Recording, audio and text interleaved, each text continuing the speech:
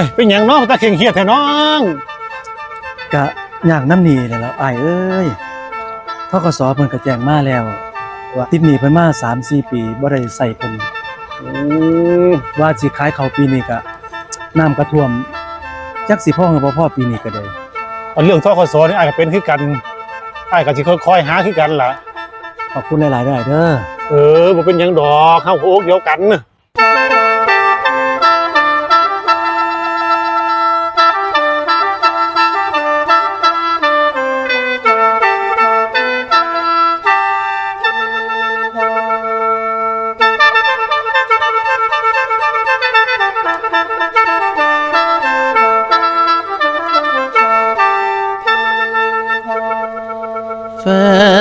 แฟนเฮ้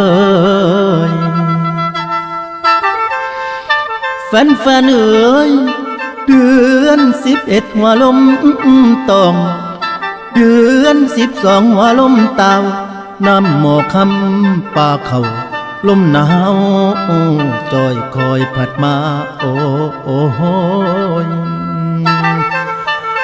ฝนเอ้ยฝนสิเริ่มเด้อสั่งฟ้าสิพาหัวป่าเข่งเบือนมาเต้นกันตายดอกอยู่ใส่โอ้ยที่วางโลเขาดอนอกำลังกลมเขาบักยมกำลังถอกหมู่เพิ่นจักกอกไว้เตรียมท่ารถเกี่ยวลงโอ้โหเลี้ยวเบิ่งทงเด้อกวงกำบ้านเก่าแต่ข้าวหลังเคยเอานั่งไปหาหญิงหมูกะปอมดอกมาก่อยหน้าหนองแสงเทียงหน้าหน่อยไปจำน้องไว้ปีก่อนย้อนเอาเงินมาเฮ็ดเขาหากข้าว่าขาดทุนโอ้โหหมุนได้หมุนทางใดก็บ่พอดอกเบี้ยจอนอตามตัว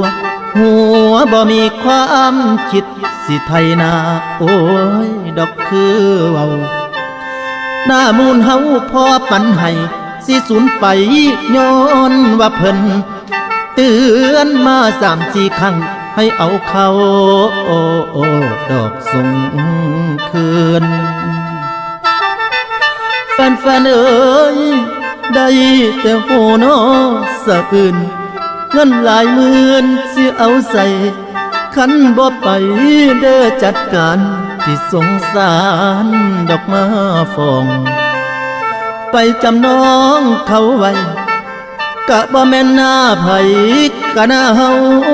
นั่นล่ะพอคักแท้นอ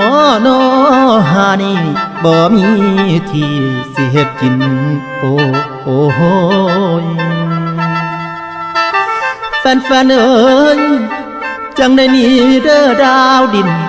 จากทินดินอีสานมาทำงานนอกขายเสียงดอกโอลำโอ้ยดอกทางลองเสียงบ่ห้องพ่อฟังได้ตัดสินใจมาลำเบิง